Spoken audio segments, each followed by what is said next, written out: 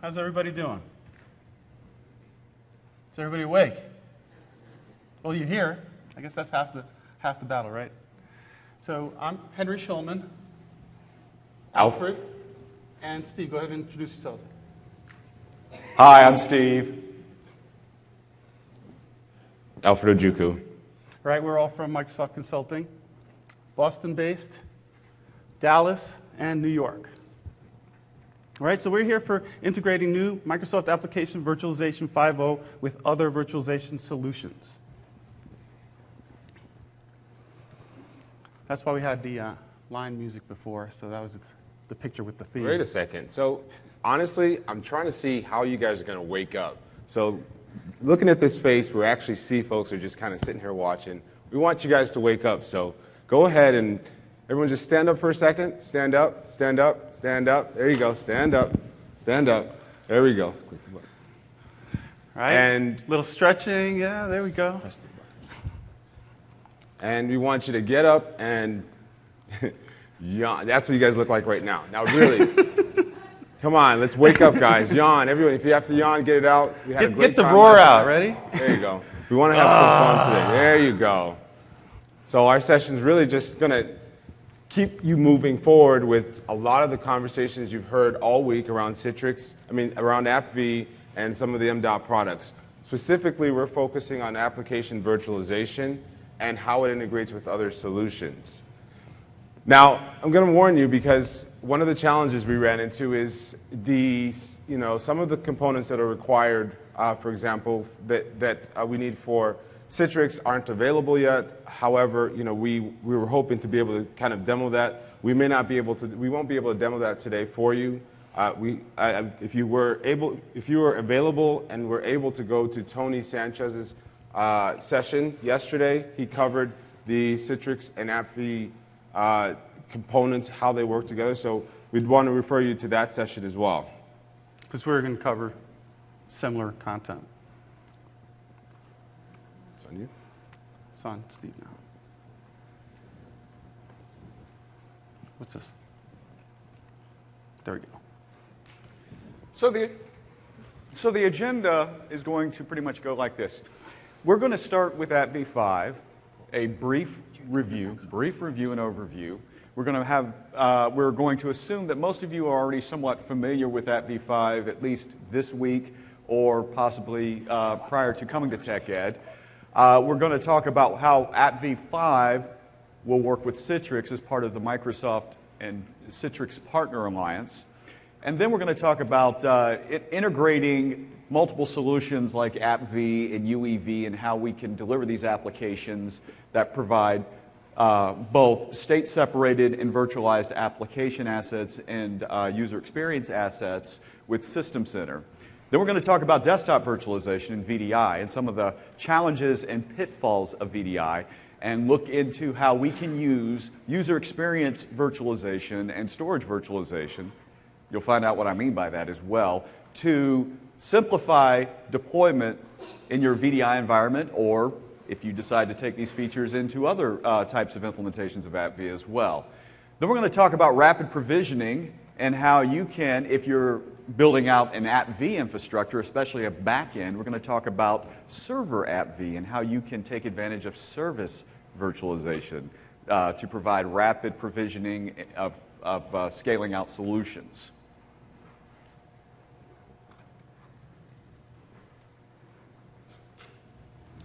So, many of you may already be familiar with AppV, and we wanted to just give you a quick slide of an overview of where AppV has come from over the years. Actually, let's take a poll on that. Who's using 4X right now? AppV 4X. How many are using 5? Okay. How many of you don't know AppV at all? Okay. Go ahead. Great. So we started in 2006 with with the acquisition of SoftGrid, and at that point it was used for desktop virtualization as well as for remote client desktop virtualization as well. So as we progressed over time, we see the maturity of the application as it moves into a much more mature state over the years, and we've moved it from MDOT. We renamed it to MDOT 2008 to 2010. and all the way up until it was supported with Windows 7, and then later on with Configuration Manager 2007. So over the years, you see this progression of where we're starting to integrate AppV into other solutions and making it part of the basic framework of delivering a virtual application. All the way to last September or so, we then integrated with System Center 2012. And now what we have is the ability to deliver both clients and do migrations from 4.6 to 5.0 using the AppV tools, using the AppV client itself. And now we have the ability to run AppV 5.0 on Windows 8. So moving forward, we now have MDOP 2013, which is also available. And before I move forward, before we go too much further, we have someone in the back here, Kevin. He should be passing out surveys. And if you haven't received one yet, or if you haven't filled one out, I believe they're doing surveys to kind of get a picture of what you are doing with some research response. Either AppV or UEV or any MDOT product. So make sure you grab one before you leave and fill that out for him. And it's not just a suggestion box. We want all your feedback, even complaints and grievances as well. And you can drop them off with us up front, and we'll get them over to the MDOT group.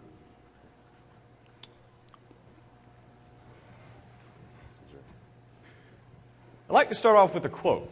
Former Microsoft employee, now with a partner, told me one time, embrace the tyranny of the or. Wait a minute. Actually, it's supposed to be reject the tyranny of the or. That's not the quote I meant, Henry. But the idea is to leverage our partners, take advantage of our partners, take advantage of all the solutions that integrate. We would love for you to have a complete Microsoft stack involving AppV, but you don't have to. If you want to integrate with Citrix as your session-based solution, if you want to interface with AppSense as opposed to UEV, AppV is designed to work with the Microsoft stack or with a partner stack or a hybrid stack. Yes, it works well with that company who shall not be mentioned. Actually, you can embrace the tyranny of the or, because we need to discuss it at least. Okay, so when you have the issues of do we want low cost or high quality, okay, which is usually one of the main proponents in the return on investment analysis. We want to be able to propose why can't we do both, okay, get the best of both worlds and not have to compromise or try to not compromise in our solutions. So AppV 5.0, how does it work? So most of you know how it works. There's a few here that said you didn't know anything about AppV. So in terms of being able to decouple an application from an operating system, that's where we're getting the benefit of AppV. So most people know about the decoupling of the operating system from the hardware, which means you can run multiple operating systems on one piece of hardware, which is very popular. So we go the next level up and we say, okay, now we want to decouple the application from the operating system. What does that actually mean? That means that instead of installing an application and having it write files to C program files, also to the registry locally, etc., we're going to have it capture that information. Now, what's a little tricky in 5.0, you could potentially put it in the C program files. You could put it wherever you want. You're actually applying the virtual file system onto the local file system as opposed to a self-contained package, which we had in the form of an SFT for the 4X version. So by decoupling the application from the operating system, there's a lot of efficiencies in terms of loading and unloading the application and having a base image that can be more easily managed, and as far as troubleshooting as well. Okay, the design goals achieved. Increased integration, we were just talking about the virtual file system. Okay, so we got rid of the SFT file, we got rid of the OSD files, we now have XML files for configurations and the AppV file, which is the actual package file. Increased flexibility, in my opinion, I think that's one of the biggest advantages of 5.0. whereas previously we had to deal with a app per app configuration of the OSD file. We can now centralize that in the form of a connection group to manage application interdependencies. And increased manageability through increasing implementation of PowerShell use. We can have fully automated implementations for adding to the client, for publishing, mounting, and deployment.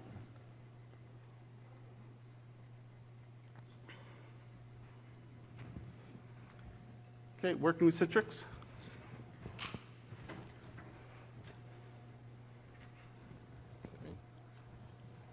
So as mentioned before, we had a session, there was a session earlier by Tony Sanchez that covered the Citrix requirements and the Citrix partnership we had.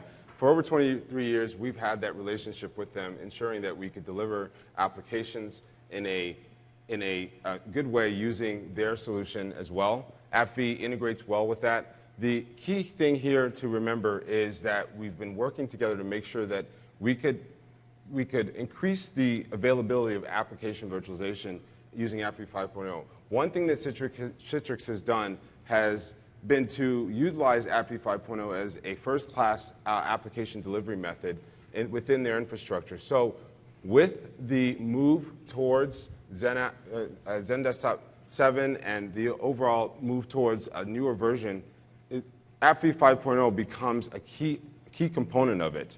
And you'll see it here. It provides that integration. Again, the demo that we would have loved to show is not available at this point. And I don't know if there's anything you guys want to add really quick. Well, again, I would just refer you to Tony Sanchez's presentation, which is pretty comprehensive. The one thing I want to point out is you don't necessarily have to wait for the most recent version of XenApp. I have worked a couple of engagements where we were provisioning AppV 5 with XenApp 6.5 and the current version of Zen Desktop. We had to construct a little bit of special sauce to kind of get the publishing of the actual applications out to the Citrix desktops. But it is it can work. And it does work well. The problem is we don't have yet a conduit in place that works with 5.0 for XenApp 6.5 like we had with AppV 4.6. PowerShell. The question was, are you willing to share the secret sauce? And stay tuned to my blog, blogs.teched.com, Gladiator MSFT. And I will be posting an upcoming blog on how we crafted, using PowerShell, a seamless integration so you don't have to necessarily publish out that. One of the problems you run into with the XenApp console is if you're actually trying to publish the application by its executable, well, if you've worked with AppV 5 in the package root, that can be a very long path because we store the gold package in AppV 5 when you're publishing and targeting machines in the actual package store, which contains in its path the version GUID and the package GUID. So there's several people have been very creative. Some have tried symbolic links to actually publish them out, but some people have leveraged PowerShell and some extensible XML as well. But we will be publishing that. At least I will be publishing that. But caveat emptor, standard disclaimer applies. To take a little downshift, in case you're not aware of Citrix, so Citrix is another use case for presentation of applications. So we're talking about AppV being delivered through a standalone server, an AppV system with the client and the server. We're talking about AppV packages being delivered with configuration manager, okay, again to the endpoints. And then when we go to the Citrix scenario, we're talking about a server that's serving up the applications through a connection. Okay? So the benefit of AppV is that we can create one package and have it delivered to all of those endpoints. So again, here we see that XenApp, you can just go ahead and directly publish it to XenApp, directly. You can manage it using the Citrix receiver, and lastly, you can subscribe to the AppV packages using the Citrix receiver. Again, unfortunately, the key here is to make sure that you're aware that the integration exists, and then in addition to that, we have the AppV integration with Zen Desktop 7, and that's basically the preferred streaming engine. In order to demo this, we would have to have their secret sauce, and we don't have it yet. So what we've been trying to do is make sure you guys are aware of that and make sure you're watching that session as well. So it says a lot that Citrix has actually deferred to the AppV streaming engine. So in case you weren't aware of that, that's a big move for them. So that's one example of integration. So here are some of the few benefits that you gain from integrating with AppV with Citrix. Again, the ability to provide remote desktop services to other devices other than other non-Windows devices, which again extends the capability that AppV provide. You can use the AppV shared content as well and have the data be available in a non-persistent desktops scenario. And as Steve mentioned, there is some integration with 6.5 and Configuration Manager 2012.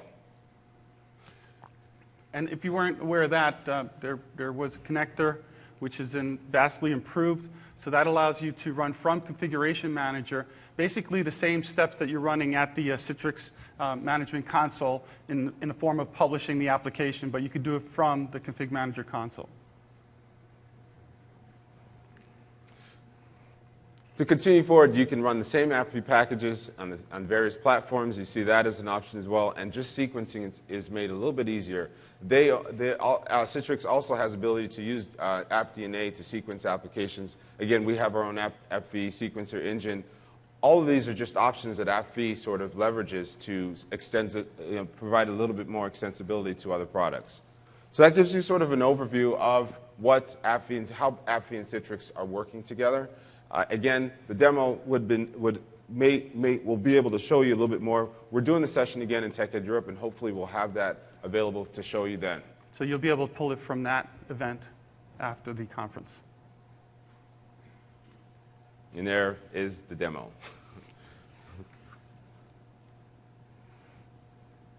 So as I said, AppV5 and XenApp 6.5, it still can be done.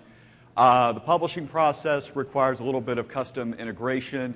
There are some issues to watch out for right now with regards to integrating profile management with the AppV 5 differences. Right now, AppV 5, for example, does not support network folder redirection. That is being addressed. I've received lots of feedback about that because one of the first things people like to do is they like to redirect app data. And have any of you come into that problem in your exploration of AppV5? Yes. You can stop yelling at us. We heard you loud and clear, and we're looking into it.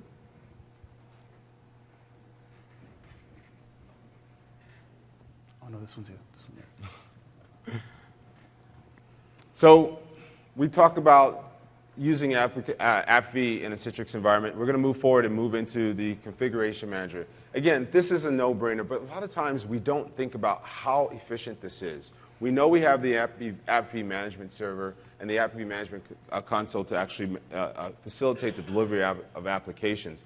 But the fact that we can now integrate it into the Configuration Manager, both 2007 and 2012. Again, for 2012, it's just AppV 5.0. Most of you guys should be aware of that already. And once you go through the sequencer, have the application available, deliver it to the distribution point, and then from there you can deliver it to any of the remote desktop destinations that you have available. So that's another way that application virtualization is sort of becoming a much more versatile application use scenario. So let's move forward here. Again, what happens is you now have the ability to not just deliver a single application using Configuration Manager. You can use deployment types. So you can have the option to use a XenApp connector, which we sort of hinted at earlier, which then delivers the application to a XenApp infrastructure. You can deliver it side by side with a normal MSI or a virtual application, and you have other methods of delivering applications that are available. So a host of options that if you're needing to deliver the application, that you can leverage Configuration Manager to use. But most importantly, AppV is now a top option when it comes to delivering applications to an end user desktop. Okay? And for those of you guys who aren't familiar with what has changed between AppV 4.6 and 5.0, we see a lot of enabled support for application dependencies. So we talked about that in our other session at virtual application connections and at virtual application extensions. We now have application environment, the ability to use the environment delivery process and configuration manager, which we'll show you a little bit later what it looks like. The improved update behavior that we now see, and then you have the ability to select different things that you want to publish from the application itself. We have things like instant icon gratification for unlock events. So the minute you unlock the system, you have access to that application, and you have the integration with RDS as an option. And things that we also have is the content improvement, the ability to stream that application down or have that application streamed all the way down and have it available on the endpoint. It basically reduces the app footprint, so you don't have to wait for that system to slowly generate that information down. It's already on the system and stored in the cache itself. So just a few important points that you want to make sure you're aware of. And with the Configuration Manager Service Pack 1 console, you have the ability to deliver both 4.6 or 5.0. So for those of you guys that are going through a migration scenario and you're moving to a newer platform, you don't have to wait you can have both clients running at the same time. And as you upgrade to a newer version, you can then create a new deployment type, new application type, and send it down to the system, and then remove the older version as needed. So Configuration Manager helps out with those things. Also, if you're already a 4X shop and you have a bunch of apps already sequenced, you can use the PowerShell tools to do a conversion and not have to worry about, oh, well, this one worked in 4.6 and may have an issue in 5.0.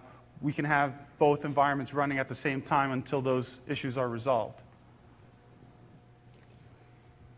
So to show you some of the settings that you'll see, the options that show up on the actual the package itself is slightly different from the other MSIs or the other deployment types, where you can actually decide to persist the data in the content cache.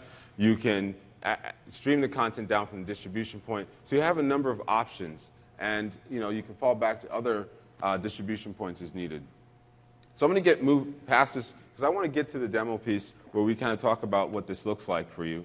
And but firstly, before we move into that, the other piece that also becomes involved in this is virtual application connections that allow you to utilize the ability to have applications talk to each other even when you're delivering it through Configuration Manager. So these are options that are available for virtual application connection, but most importantly, you can use that as well. And lastly, you have the application web catalog. You can actually deliver the application through the web catalog. It's available just like you have regular applications. You can pull it down and utilize it that way as well. So it's one of the things where you save time by having an administrator deliver, provision that application, and then the end user can consume it whenever on an as-need basis. So moving forward, let's move into the process of talking about what we were just showing. And what I have here are a number of systems. I'm going to pull up my Configuration Manager server. Some of this is already configured for you, but I want to show you what it looks like when you're actually working to configure an application to use for to deliver to an end system. So I have my application list. So applications are available within the options. So we're going to quickly just go ahead and create an application just to show you what you'd be seeing as if when you're moving forward towards it. We have AppV the 4.0 option and the AppV 5.0. We're going to select the AppV 5.0. You can select the location of where your applications are. I'm going to go ahead and select this location. I'll select my source, applications, and I have a number of applications that are available now that I can pull down to my system. I'm going to go ahead and select Foxit Reader. And the key here is that it always looks for the .appv extension with the 5.0 version. So it has a number of files. So if I show you, let's show you really quick what that looks like so you know what to expect. It then reads that .appv extension and knows that everything else is contained within that same location, and it will be able to pull down what it needs. For those of you that attended a session before, we covered much of the components that are found within that application. So for example, in the Foxit Reader, I have the appv file. The MSI, if I decided to, I could actually deliver that MSI separately. And you have the deployment and the user config files. Both of those files need to be there as well. Again, you don't necessarily need the report. That's just for when you're dealing with sequencing. So let's go ahead and move forward. Go ahead and retrieve the application. As you can see, what happens is the content is made available within the appv console. I can fill in the information as needed. For example, Foxit Reader. Most of you guys know how to do that. And from there, we move into importing that application into the configuration manager environment. And from here, what we would do next is to deploy it to the distribution points. I'm going to do it in one step, just using the deploy option. And then we'll just look at having it delivered to the end system, end user device. We'll just give it just a second here. It's pulling the content. It should take another 10 seconds. 10. No, just kidding. And once it's in there, the next phase is to make sure that you're deploying it out to the clients. There we go. You see your success criteria. And now I would go next into that application. I would then select deploy, or I can distribute the content. And you even have the option to simulate the deployment. Now, this is more of a configuration manager feature. For the intent of talking about just delivering it using appv, I've created a appv users group. I'm going to select to have that application deployed. I then specify my distribution point. And you have the option of selecting the available or the required deployment. For this demo, to speed things up, I'm going to go ahead and select the required. And then we'll come back and look at some of the settings that actually help you ensure that this data stays on the system. So you can have the application pre-deployed to the system.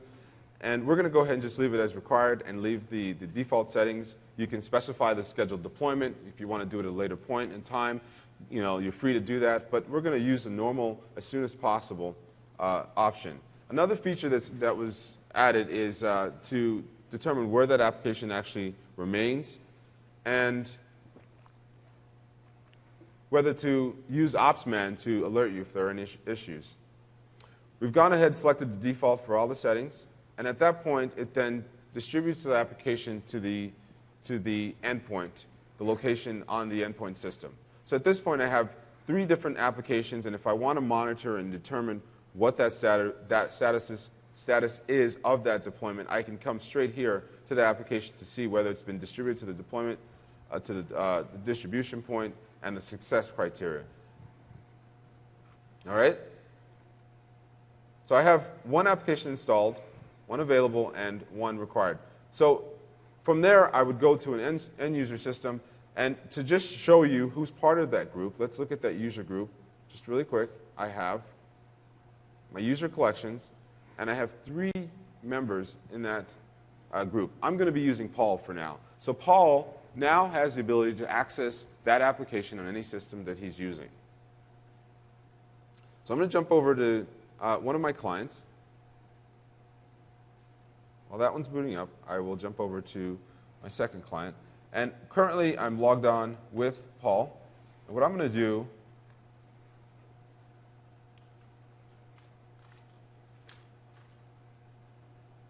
is I'll make sure that Paul receives that request quite quickly. So we're going to speed things up just to move things forward.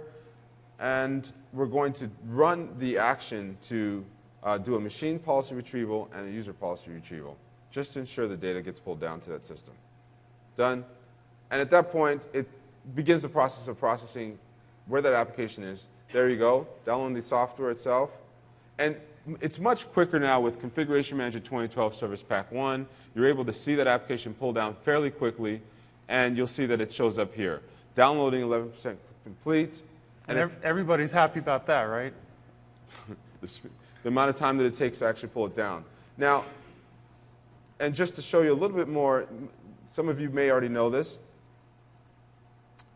You have the content always will pull down to your CCM cache. If you, as an admin, you should know exactly where that data is actually being pulled down. And then it will be also put into the AppV cache store. So the beauty of this is you have the beauty, I don't know if it's beauty, but you have to provision for the fact that you might need more space on that end user system, whether it's a physical system or a virtual system, because the amount of space that is consumed on that client is dependent on the number of applications you have that's been sequenced and delivered to the end system. It's the elegance of that solution. And as I mentioned earlier, you have the option to pull down the application from the application catalog. I don't believe mine is configured correctly, so I will not move to that until a later point. So before we move forward, we'll go ahead and launch the application just to make sure that it does what we want it to do. So all the sequencing would have happened much earlier in time. Let me go ahead and pull this up. And you'll see my applications are here as well. And at that point, the application is available for you to use. So that's just the basic application virtualization delivery from Configuration Manager. Nothing tricky about it. The only other piece I'd want to make sure that you guys are aware of is the ability to pull up the software library, use virtual environments. So if you wanted to associate different applications together, just like in virtual application connections and virtual application extensions, you can actually go through and create virtual environments where you say, I want to associate two different applications together and ensure that when it's delivered, that those applications are able to see each other within the same bubble.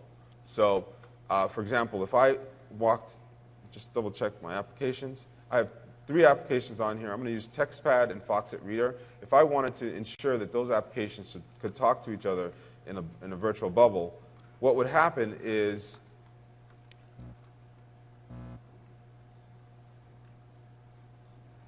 now these two aren't necessarily associated. I could then specify those 2 applications as the applications that I want to have as part of my virtualization environment options. You can then go here and select, see your options, decide what you need, which components of that application you want to select, and determine how you want to deliver it down to the end system. So I add this one, I add number 1, I add number 2 application, give it a group name,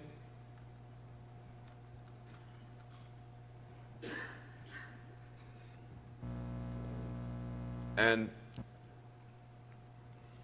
at that point, I can choose to say, group these applications. From there, I can deliver that virtual environment to the end system, just the same way, ensure that it's actually available for the end user when they're actually utilizing the application. So how is that different from connection group? I'll let Steve answer that one. Nomenclature. So again, connection groups work fairly similar. There's nothing special about it. The idea is that you're using Configuration Manager to deliver all of the AppV components to the end system. So that's just the basic run-through of the application virtualization delivery through Configuration Manager. So we've talked about Citrix, Citrix integration. We've talked about Configuration Manager and AppV integration. So we'll move on to the desktop virtualization and desktop virtualization components. Yeah. So how many of you are looking at or are currently evaluating desktop virtualization solutions? What are your challenges? Well, the challenges, of course, besides the obvious things like hardware or storage management, user state management, application profiles, consistency. Earlier this week, there was an excellent presentation on the replaceable PC given by Ron Dockery, and many of those technologies work well with AppV and desktop virtualization. Now, I'm going to use the concept of Microsoft desktop virtualization because obviously when we refer to the Microsoft stack, we're referring to Hyper-V and the advanced provisioning options that come with System Center. But AppV is, as a separate entity, is designed to work with other VDI solutions, Citrix Zen Desktop, even VMware View. We've been exploring options over the years for what can we do to AppV5 to enhance the VDI experience. So, press the top button here? Left button. Right. Button. Okay.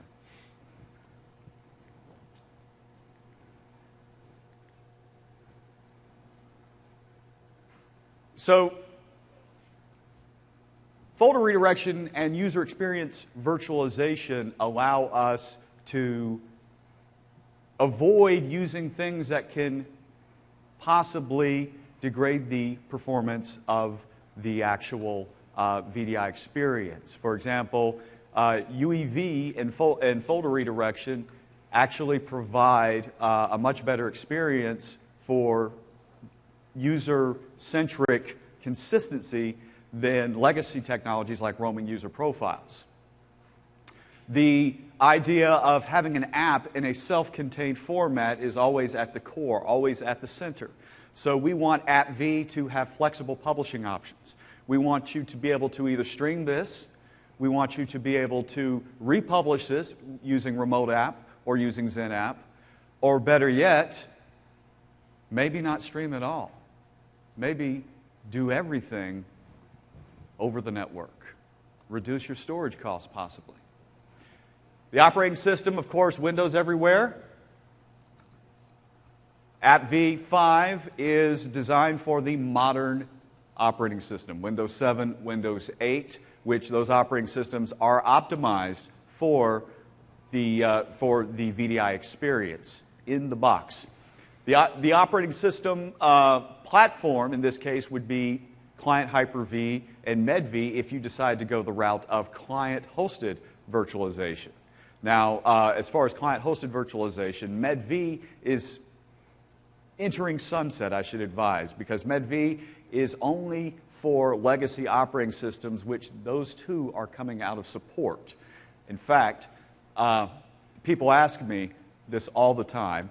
Well, MedV's in support till 2016. Windows XP goes out of support in 2014. Does this mean that if you use XP with MedV that you can have XP supported virtually until 2016? No. Windows XP goes out of support next year, regardless of how it's being implemented. Anyone still running XP? Just call us. Now, the idea is to leverage System Center 2012 to manage, provision, automate all of this. Provisioning your VMs with Virtual Machine Manager. Provisioning your services with the service provisioning elements of System Center. Server at V is part of that, and we'll talk a little bit about Server at V when we get into service virtualization.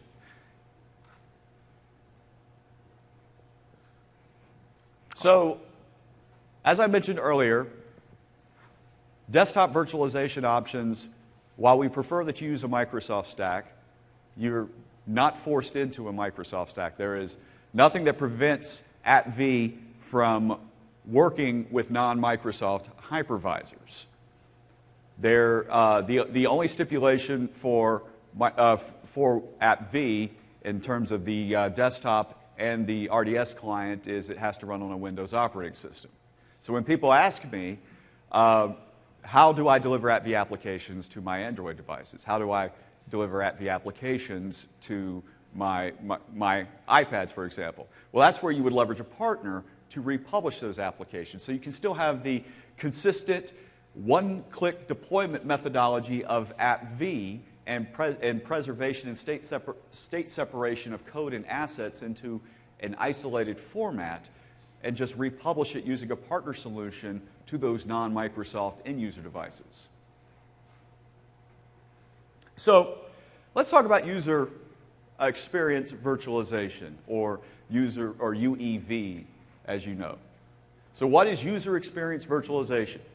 User experience virtualization is taking those settings and preferences for a particular shell or an application and state separating it, self-containing it, and putting it in a location that allows just those granular elements to roam. Now, a roaming user profile roams a lot. It can get quite bloaty. How many of you are using roaming user profiles right now? How many of you have had to leverage a partner solution in order to get around the roaming user profile problem? Right. And UEV is designed to be a choice for user experience virtualization. I want to make that clear. UEV is Microsoft's solution for both native applications and virtual applications designed to allow settings to roam at the application level or at the shell level.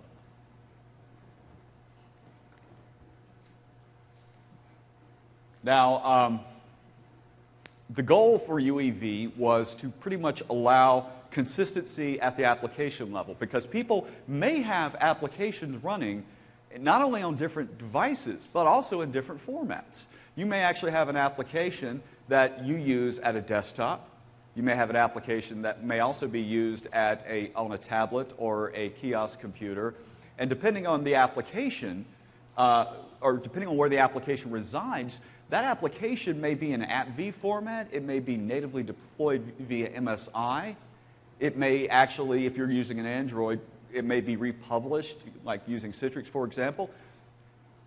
The idea behind UEV is to allow consistency across those formats, so you don't have to set your preferences on all of your different devices because the applications are in different formats. It also allows you to use common application settings across certain operating systems themselves. For example, let's switch over to my machine real quick. People have come up to me at the MDOT booth. I'll be there as well later today if anybody would like to talk further. But people have been asking me about UEV, and I've been amazed at the UEV interest. And so I'm here to tell you, not only do I talk about UEV, but I'm also a user of UEV. It's like, not only am I the president of the Hair Club for Men, I'm also a client. But what I want to tell you is what I do every day with UEV. I use UEV right now, myself, to roam 24 applications. These are the computers that I have. I have a Windows 8 laptop, which is my primary work computer that I take with me on the road. In addition, I have a desktop in my home office, which is running on Windows 7. I don't get home a lot because I travel a lot, so it's still on Windows 7. I have test machines that I use for my hypervisors, one running Windows Server 2008 R2 and one running Windows Server 2012. A lot of times, have to use tools on all four of those devices. All four of those devices are in different phases of network connectivity. Some connect exclusively through direct access. Some I have to connect via extranet or VPN. And then I have a couple of lab machines that actually sit on a campus computer actually directly connected. All of these computers allow me for certain key applications to synchronize my settings. And so the typical UEV end user is going to have very minimal UEV assets themselves sitting on their computer. There is no back-end infrastructure to UEV. The typical UEV user is going to be like me. They may potentially have different operating systems. I deal with different application formats myself because I use AppV a lot, and whenever possible, I will try to virtualize my own applications. I like to eat my own dog food, so it makes sense. So UEV has been a lifesaver for me. As you can see, the templates are very lightweight.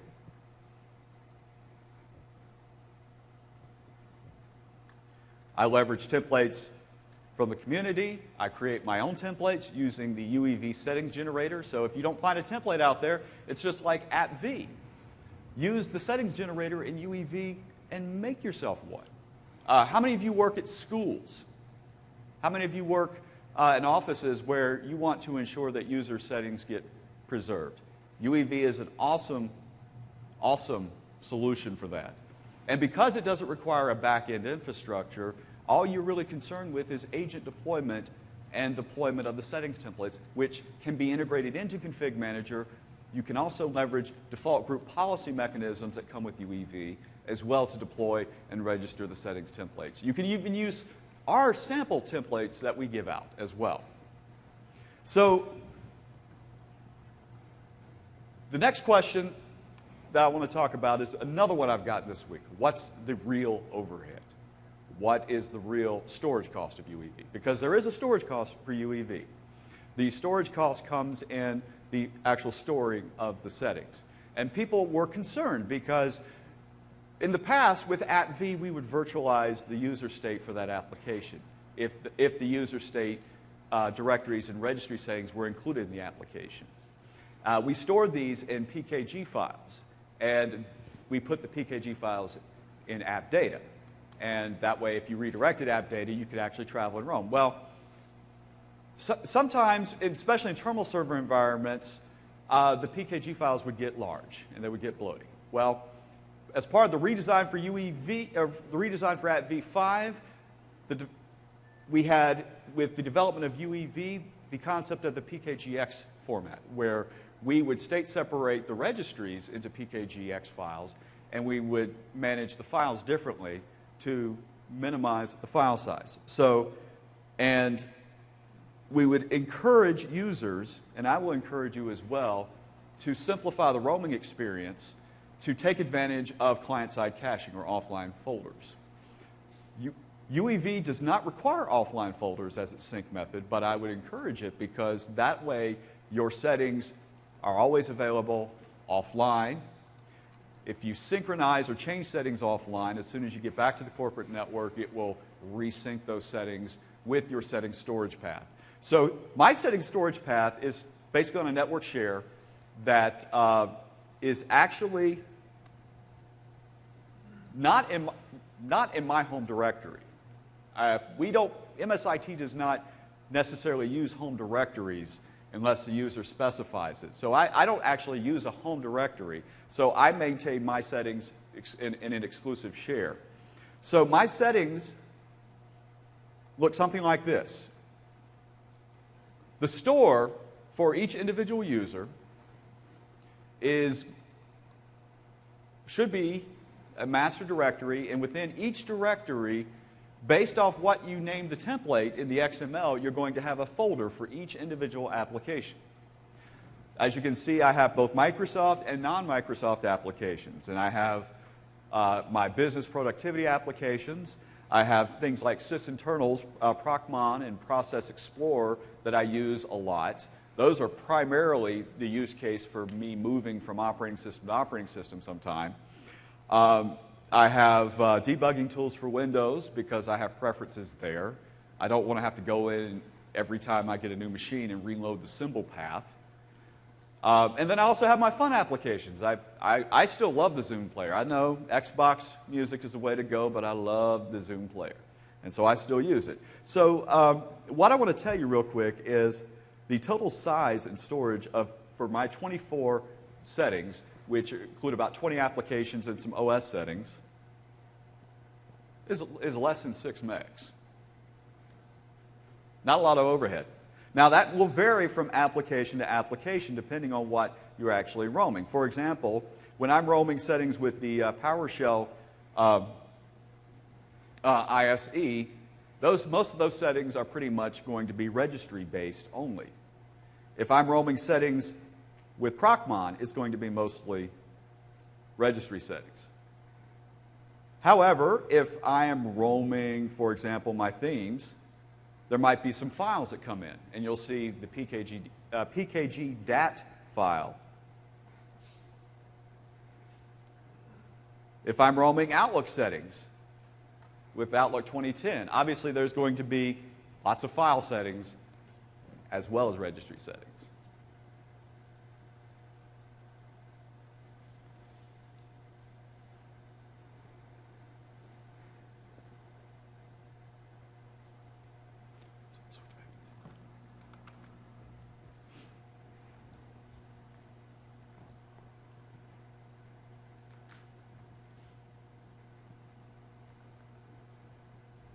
So just to briefly touch on some talking points, I found it better to actually show you the user experience, to show you what the actual settings look like, to show you the XML.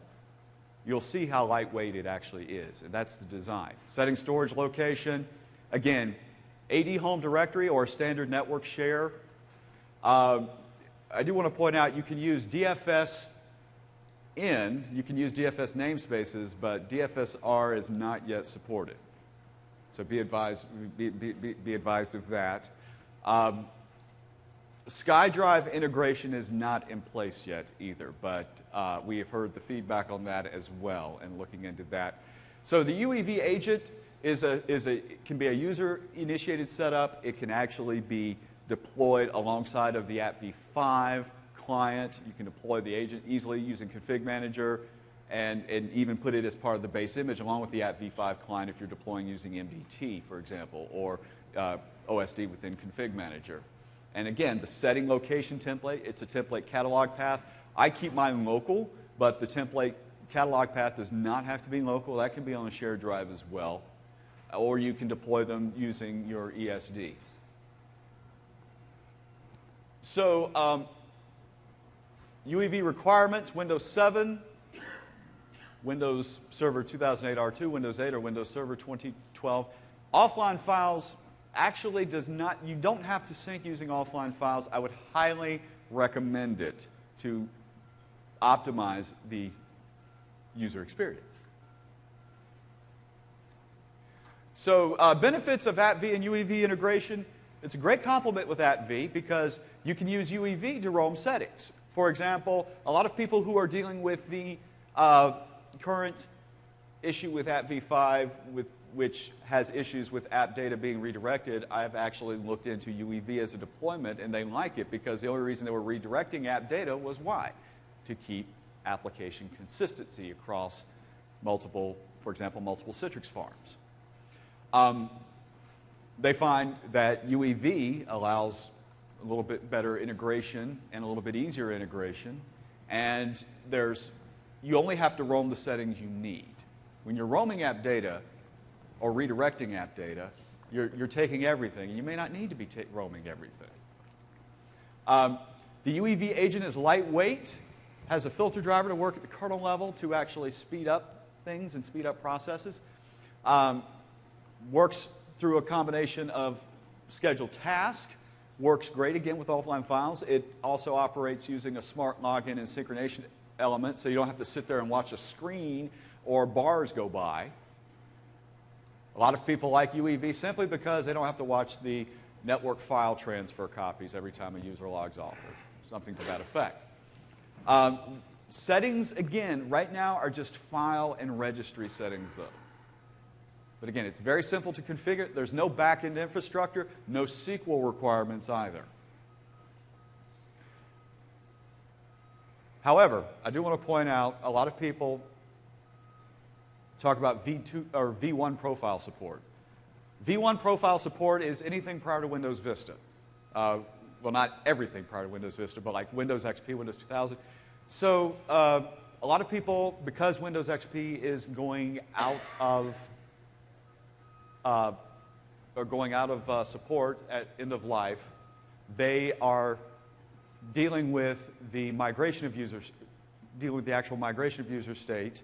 And if you are looking to decide whether you're dealing with UEV versus maybe a partner solution like AppSense AEM or RES Workspace Manager or Immedios Flex Profiles, if you're looking at a complex deployment, or you want to roam settings greater than file and registry settings, or you want to do things like rollback, or if you want to start mandating settings. People ask me with one of the big questions I have with UEV is, can I use UEV for applications in a similar way that I use mandatory profiles, for example? Can I force settings on individual applications? And I would advise you might want to look into a partner solution as well. And again, AppV works great with our partner solutions and their user experience virtualization products as well. So I want to continue talking a little bit about storage virtualization. Now, storage virtualization is kind of a vague topic, but conceptually, storage virtualization is storing the file at a place that the user does not realize or have any knowledge of where it is. Now, the ultimate storage virtualization is obviously the cloud, right? Well, in the context of AppV, that was a challenge with working with VDI, for example, because the problem with VDI and virtual applications and streaming is going to be your overall storage cost. Now, products like Hyper-V have great things like dynamic memory to kind of optimize the use of your primary storage, which is memory. But when it comes to your secondary storage, disk space, real estate as we call it, especially in scenarios like pooled VDI, we kind of need a one-to-many storage approach. Now, in AppV 4.6, we introduced something called the shared cache, or the read-only cache, which some were able to use successfully, but we got a lot of feedback on that. And some of the feedback we got on that was it's kind of an all-or-nothing scenario. The shared cache allowed multiple machines in either an RDS or a VDI environment to all leverage the actual same cache. This cache was treated as a local cache, but redirected using high-speed storage transfer technologies over the network to a central SMB share. The problem was staging was very difficult. You had to have a staging machine, and you had to provision all of your applications using the staging machine. And that meant if you had 150, 250 virtualized applications, you would have to load all of those into that staging machine to populate that shared cache. You would use something like the AppV management server. Actually, you would use the AppV management server to determine what user had what access to what applications. But if it came time to update an application or to add an application, you had to disengage the entire populace of the VDI. And you had to disengage because everybody was connected directly to that cache as if it were a local file system. So how many people have terminal service farms? So how often do you reboot all of your servers?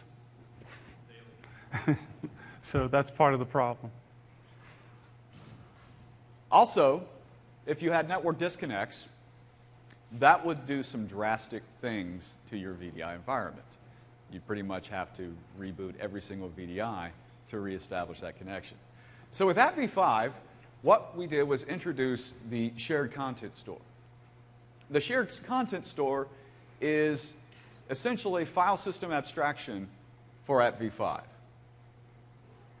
It allows for streaming of the application content directly from the store.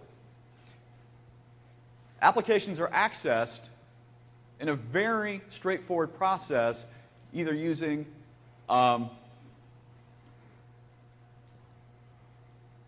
either using the SMB protocol or using the HTTP protocol. It also, unlike the previous implementations of our shared cache, the shared content store works in pretty much most AppV implementations. We got a lot of feedback in 4.6 about how they would like to use things like the shared cache with config manager integration. Well, now you can use the shared cache with config manager integration. You can use it even in standalone mode. You can use it, of course, with the traditional AppV management server. Your shared cache can be on a SAN, a NAS attached device, a file share, a DFS share, a web server. You just have to ensure that you're accessing it using a modern NAS protocol. Now, to get the best benefits, obviously you want to have an optimized network stack, because when you're actually, as we're going to demonstrate, when you're actually looking at the shared content store and actually are concerned about performance, you're going to want to plan accordingly. In the case of a VDI solution,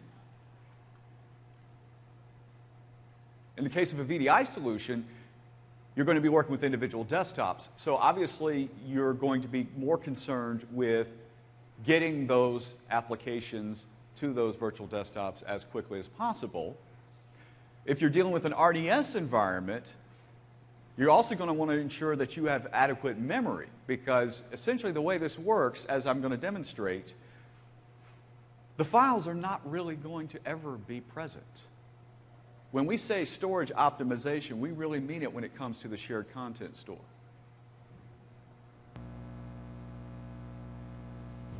So let's talk a little bit about the shared content store.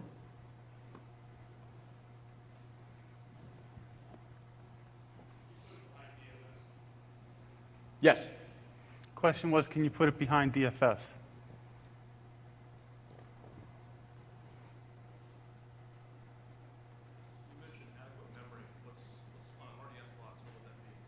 It depends. How many applications are going to be loaded? The question was, how do we scale memory, and what are the memory requirements for things like RDS? So you're going to have to assess your applications.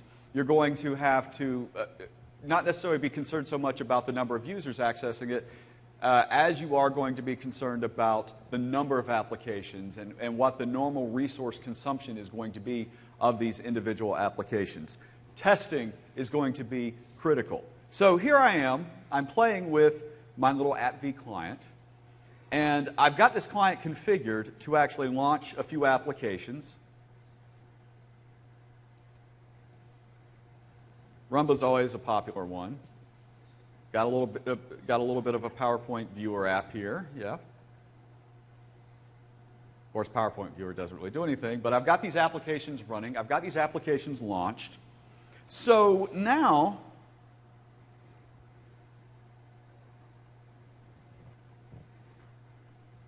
if I go to the package root,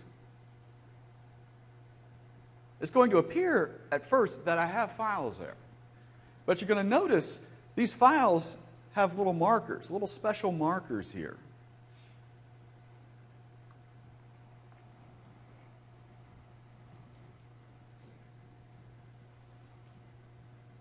These markers denote that these are actually something called a sparse file. A sparse file is essentially a file that has been allocated but has not been populated. So its actual size on disk is not going to be what it actually displays. So for example, this little file here, registry.dat, is supposed to be 512K, but it's actually 4K, size on disk. In fact, you're going to find most of your sparse files are actually going to take up 4K on the disk, because that's, or whatever the block size is for NTFS on that disk. So where is the file? The file is in memory. And again, memory is important. Now, another thing that's great about shared content, about the shared content store,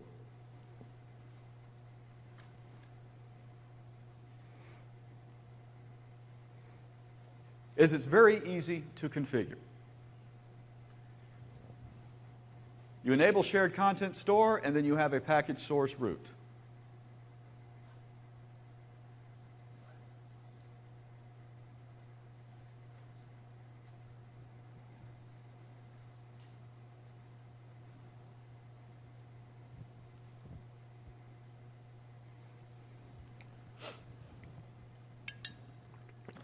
Go ahead and switch back. Finally, I'd like to talk a little bit about service virtualization. Service virtualization is essentially doing the same thing we do for an application, but we're actually doing it for an application that runs on a server itself. So, how many of you are familiar with our server app V product? Okay. Think of server app V as being app V for servers, literally.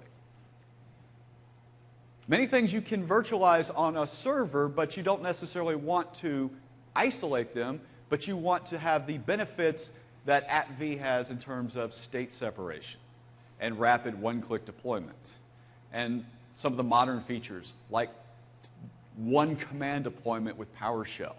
So you can automate and provision not only servers, but you can actually provision pre-configured server applications.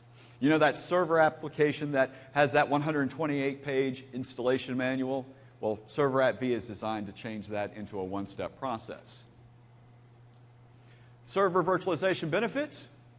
Well, simplify the deployment of applications, take advantage of VMM service templates. If you have System Center 2012, you have Server App V. It's delivered as part of VMM, but it's not strictly limited to VMM. You don't necessarily have to use Server App V on virtual machines. You could actually use Server App V on physical machines as well. You don't have to use Server App V specifically as a VMM component, which is our virtual machine manager component. You can use Server App V manually and deploy it, integrate the PowerShell that comes with it with other provisioning solutions as well.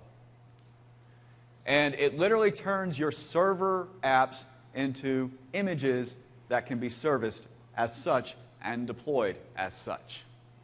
Seamless OS updating and patching. More server-side features that you would not have in client app V, like support for COM+, support for WMI. Obviously, you're going to need these when you're dealing with most server-side applications. Support for local groups, support for services. And again, Server App V can actually aid your App V rollout as well. If you're looking to deploy App V, and you're deploying App V initially in a proof of concept.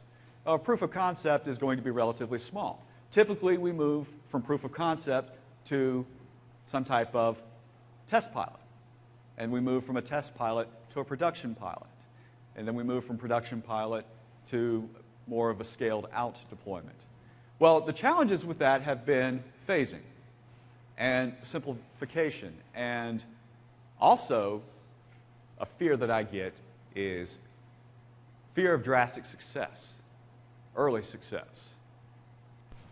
Let's say you're testing App V to a pilot of 10 or 15 users, and then all of a sudden, you now have 1,000 people asking for this application delivered virtually. 15,000 people a week or two later.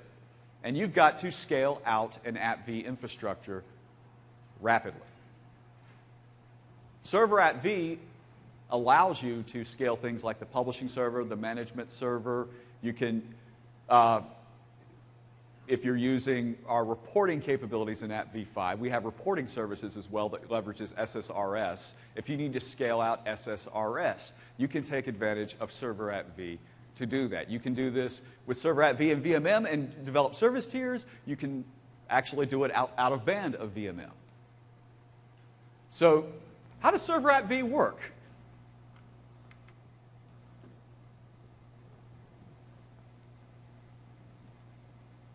Well, you're going to recognize a few elements right offhand. You package this virtual application, which I like to say is more really state separated. You package it the same way you would package, or at least a similar way as you would do a client-side application, using a sequencer. So what we're going to do real quick is we're just going to step through a sequence of the App V publishing server real quick. So we're going to create a new virtual application package. And in this case, I'm not concerned that I don't have, because we have detectoids with this sequencer. If you're going to have an application that's going to be connecting and you want to virtualize connections to a back-end SQL server, you're going to want to ensure that you have the SQL prereqs as well. In this case, I'm actually just going to be sequencing the publishing server, so I'm not concerned that I don't have these. I'm going to perform a custom a custom installer, and then I'm going to use the name appvpub as the name of my package. Now, I want to point out that there's some confusing elements of server appv. Server appv development and release took place in between appv 4.6 and appv 5. So you're going to see elements of both inside server appv. For example, server appv has the capability of natively browsing the actual assets, but we still use a Q drive, for example. Unlike v5, where the Q drive goes away. So server appv still, as of this release, has the Q drive.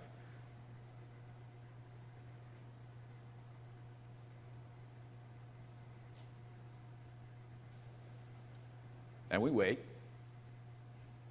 because we're prepping for monitoring as well. And in most cases, the same caveats for the server appv sequencer or for the client appv sequencer apply to the server appv sequencer as well. Just notice the list on the left is a lot shorter.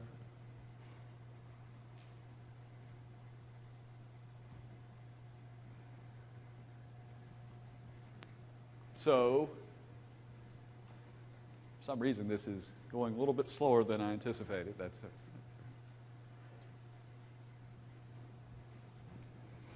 While we're waiting for this, we can start summarizing the event. So we talked about appv, we talked about Citrix, we talked about UEV and the environment of virtualization. We talked about server virtualization and appv server. All right, so Server appv. server appv, sorry. So we have a really good story to tell with the integration of all these components to be able to provide different use case solutions across the product line.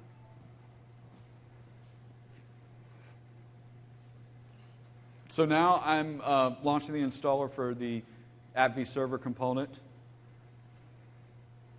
And again, as you can see, the process is very similar to the client appv sequencer. I'm going to select install.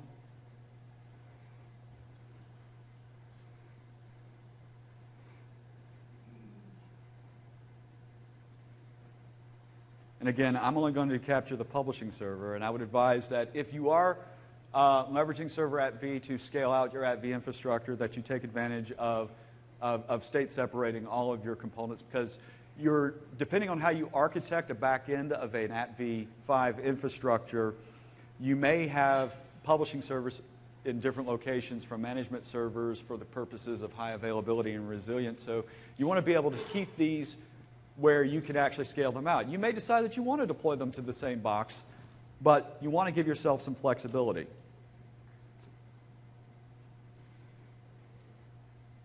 So in this case, I'm actually going to put this in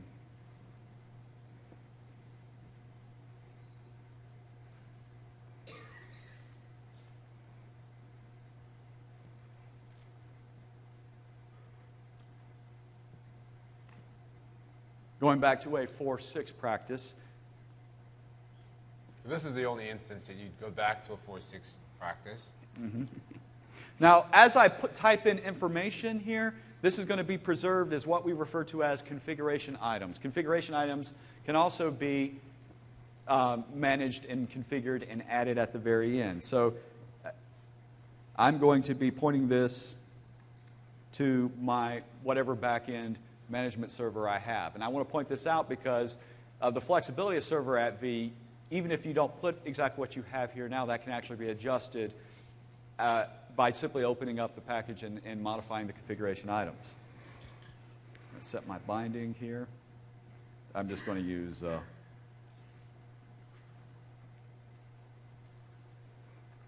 and the test binding for this port service.